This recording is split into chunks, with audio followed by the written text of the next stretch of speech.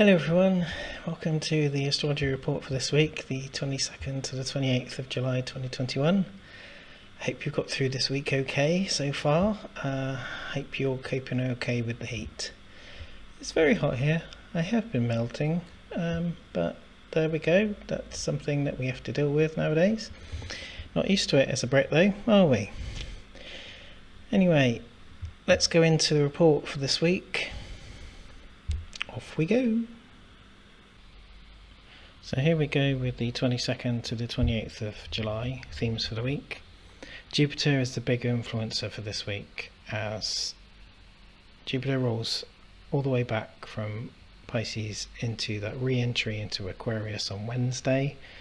And during the week there are Sun, Venus, Mars and Lilith interactions. It's going to have a big part in the story of this week. The full moon in Aquarius, that opposition from solar Leo, gives us intensity and rebellion in the air, whether that's physical or mental, not sure, but there's definitely going to be something in the air this weekend. The Sun, Venus and Mercury all move into new signs this week, so we have the Sun moving into Leo today, we have Venus into Virgo and Mercury moves into Leo on Wednesday. Sirius moves closer to the 11th of August, heliacal rising over Giza on the 11th. And the build-up for a new moon in Leo, which will occur on the 8th of the 8th, that 8-8 Lions Gateway, which is part of that energy portal. The build-up starts from this weekend, once we have the full moon. Full moon intensity is going to whoosh along into the Lion's Gateway with additional help from Sirius. So it's going to be very interesting, energetic time this week. The charts for this week, I have chosen 3 days. The 22nd of July, which I'll go into as we move along. I've also gone for the 24th of July, 3:37 AM, that's the full moon, which also has this great rectangle, which is an interesting shape, and again there's more intensity and interaction from there. That's the table. And finally, I've just chosen the 28th of July because that's the other date where big things are happening, including that Jupiter re-entry into Aquarius. So that's the run through, and let's look at those 3 dates in more detail now. Starting at the beginning, we go to the first of these days of this week. Today, 22nd of July 2021 at 8 PM. We'll start with the Sun moving into Leo today. We have Capricorn moon, Mercury in Cancer, and Venus moving into the sign of Virgo at the same time as we have Sun going into Leo. The Sun's positioning creates an in conjunction with Jupiter, which is 150 degrees, so that's 30 degrees off a full opposition. In conjunctions are seen as this point of tension in the balancing of the two opposing signs. The Sun also has an opposition to Pluto still, and has moved into the same house as Mars, which is Leo.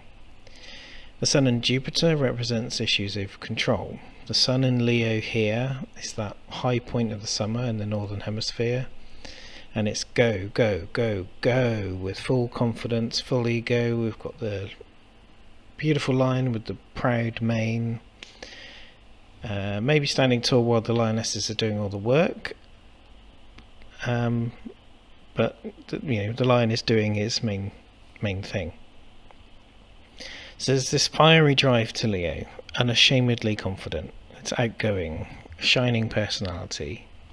And then Jupiter here is bringing some sort of checkpoint to where confidence meets conceit, where self-discipline being forced upon us from others is unhelpful.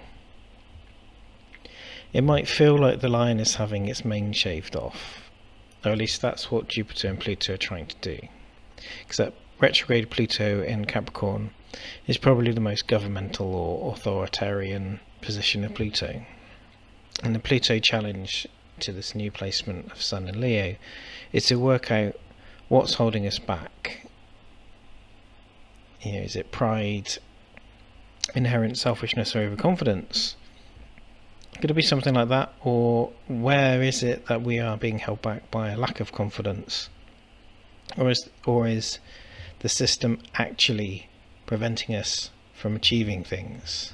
And then how do we adapt to that challenge? Sometimes it's a perceived barrier, and sometimes it's very, very real. The aim needs to be to balance this opposition, and in conjunction are keys to getting through the first stages of this week. And Jupiter is also affecting Venus as it moves into Virgo. They have 180 degrees opposition. Jupiter in Pisces is rolling back in astrological terms, while Venus is moving forward. So the separation is imminent. That stage of power of Jupiter to drive for expansion and progress is hampered by the kind of grounded, down-to-earth Venus in Virgo. It's known as the innocent one, who just wants to achieve things through hard work, get their just rewards and desserts. But because Jupiter is moving backwards right now in its review stage, where it will soon move back into Aquarius, this energy moves from dreamy and idealistic thinking to a more humanitarian approach. And Venus in Virgo can feel betrayed, left back by the search for outwards perfection outside of the immediate union. It creates a challenge of letting go of our unnecessary emotional needs. Typically not letting go of all our emotional needs, but we can let go of what needs to go to help a wider purpose without harming ourselves. It's finding that point. Remember, we still have all these retrograde planets. We have Jupiter, Saturn, Pluto, Neptune and Chiron all doing the backward stance. The set gets completed in a few weeks when Uranus goes retrograde on the 19th of August. So we will soon be entering its shadow just over a week from now. And we have still going on this continued huge big review cycle that lasts until October, when I think Saturn and Pluto are the first to go direct. Venus and Mars are still conjunct, Mercury trines Neptune, and Lilith is squaring Jupiter and trining Pluto. The two main changes are the Sun in Leo and Venus moving into Virgo, and these are big individual internal signs for us. Our expressive character should be at the highest point now. Solar Leos generally don't lack any confidence, while Venus in Virgo interprets love differently than when she was in Leo. Leo was a dramatic, attention-seeking, warm-hearted and affectionate side being shown, but this changes now into a more reserved and thoughtful earthly sign, innocent Virgo. By taking the heat out of Venus, Virgo can become a better position to step back and take a look. But the downside to this is that Virgo can become overcritical, as there's this ongoing desire to seek perfection. We will see this with the more factual and analytical expressive self when the Sun moves into Virgo, but this is the emotional side of things. For the next few days, while the conjunction with Mars and Leo remains, the impact will be lessened and the fall of energy perhaps less dramatic. Also, with our expressive character and ego moving into Leo through the Sun, it's not as much of a bummer as it may sound. It's not to say that Virgo is a disappointing sign or negative in any way, it's purely that there's a change of energy, the tension, the passion and the outlook for the drama. It's not necessarily unexpected change of events due to the positioning of Virgo as the marker point of the fall of the Sun at the equinox and that move into Libra, which is where the Sun falls, and the Leo is the exaltation of the Sun. Next up, we have the full moon that occurs on the 24th of July, 24/7, at 3:37 AM in the UK, so that's Friday evening on the 23rd, 10:37 PM Eastern Time in the US. So as you know, the main players in a full moon are the Sun and the Moon, opposing each other, and this one is on the Leo and Aquarius axis. So they'll both be at 1 degrees. And they brought some friends with them. I guess it's a bit like West Side Story or something like that, although I'm not sure who are the Jets and who are the Sharks. The Sun in Leo opposite Pluto and Capricorn, and opposite the Moon, although they're about 6 degrees apart from each other. Mars is in the same house as the Sun, Leo. Mercury is not far behind in Cancer, and Venus is semi-sextile, the Sun being 30 degrees advanced into Virgo. On the other side, the Moon shares Aquarius with Saturn and is semi-sextile the retrograde Jupiter in Pisces, which is just days away from re-entering Aquarius itself. So we end up with these kind of two gangs, or two sides of the coin, that are at odds with each other. Using my old boxing analogy, this is the warm, amorous, super confident lion, Leo, the exalted Sun, and encapsulating the self more than any other position in the zodiac. It's against the outer world, the community, the wider, more complex picture of Aquarius.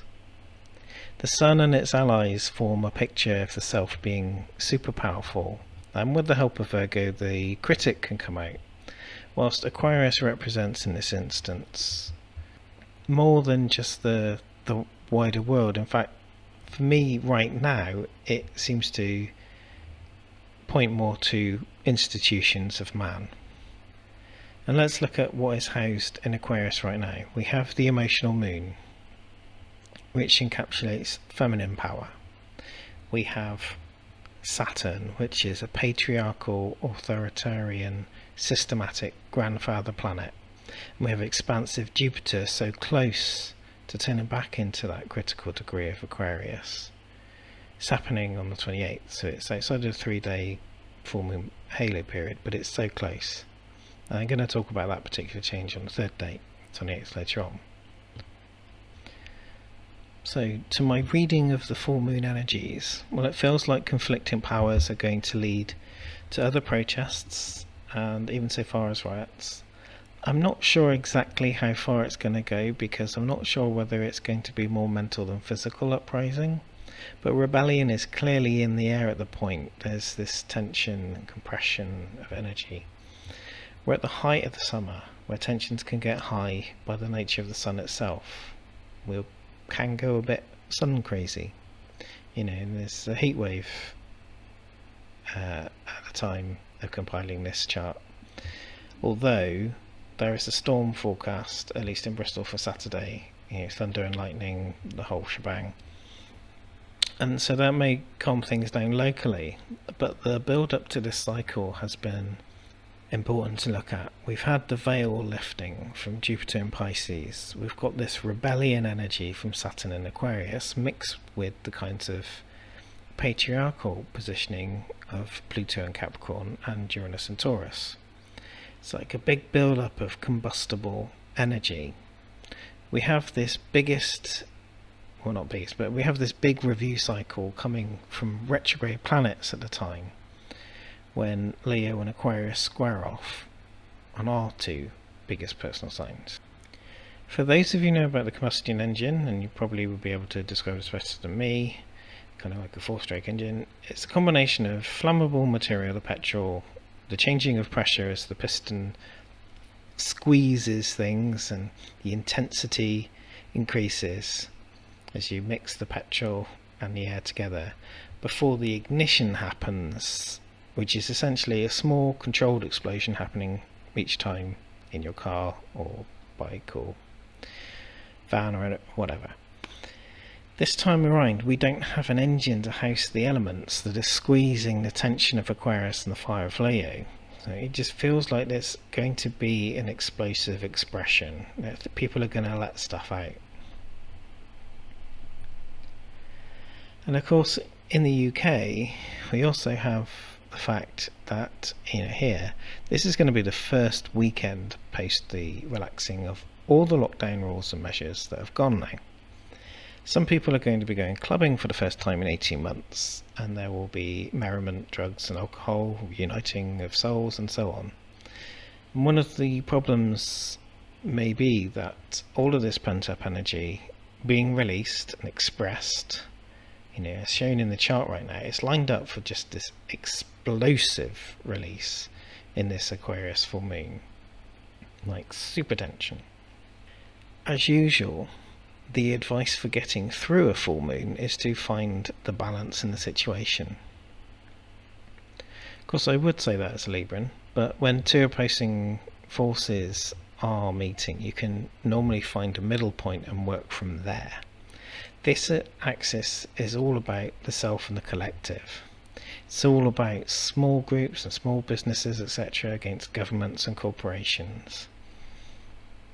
Because things have not been fair for a long time, and the cracks are appearing in both government and corporate approaches, but not enough at this point, it appears, it becomes easy to start shouting and releasing, it's not fair, F this, I'm not waiting any longer, I'm gonna F stuff up. Whilst the governments and corporations have been building these physical and mental walls to protect themselves, whether it's eliminating certain people off of social media, or deplatforming, whether it's shutting things down, whether it's there's all sorts of methods that they're using to put these barriers up. The newspapers constantly have people that are pushing narratives that are not genuine, and some of these walls are going to get dragged down this weekend, be it physical or mental barriers that we're trying to overcome. And it's going to be up to every single individual to choose their part and to what degree they want to partake in action. The headstrong will likely clash for violence's sake, induce aggression. The non-participant will likely escape for the weekend and not do anything at all. There will be balance in finding the right thing for you to do at this point. So whilst it's hot and it can be hard to control ourselves, it's still a good time to take that space out to journal and meditate, use yoga to find our center point, our balance point within ourselves, and work from there. Away from the ego, away from the busy mind that wants to tell us loads of things, away from necessarily the heart that just wants us to love everything and gets confused. Get to that center point, away from the collective noise that surrounds us on a daily basis, and from that central point you can find your own clarity and wisdom to move forward in your own way. You are empowered. And Leo also represents the solar plexus. It's like confidence and moving forward. Now this week I have picked a third day because we have so much happening this week. On Wednesday the 28th of July, this is where Mercury moves into Leo, which embolds itself with the Sun. They're conjunct straight away. And Jupiter re-enters Aquarius and that critical degree in retrograde, and this is our second look at the critical degree this year, but the only one that's in retrograde motion. By the time we get back to the third critical degree, we will have been moving forward with Jupiter, and that gets ready to then accelerate into Pisces just after Christmas. So we've got some time here. This second look at the critical degree is quite an intense way to go. Essentially, through the retrograde instead of following the zodiac cycle and going from Aquarius into Pisces and then into Aries, it's going from Pisces back into Aquarius at the critical degree. Energetically, this is a harsh way to go. And having just had the full moon in Aquarius, we have this position of expansion through humanitarian work and just causes. We get another look at the system. Most of us who are empaths have got to this point knowing that something is deeply wrong in the way that humans operate on this earth, as a general rule. Not take it personally, it's not criticism, it's just us as a whole. The system is clearly broken. It's been manipulated. It's patriarchal BS. It's broken. And we do like to be a part of the solution. What we need to take into this transition back into Aquarius is that information that we've just received. The information that we've had from the veil lifting from Jupiter being in Pisces. There have been revelations. There have been disclosures. And of course there have been counterclaims and attempts to either misinform or smear opponents, which is that darker side of Pisces. You know, Pisces might be the sign of Christ, but it's not all love and light, and we do need to remember this. But we have had big revelations. We've had big changes in our mindset and comprehension as disclosures have come out. So at this point, it's looking for where we should be changing things for the better.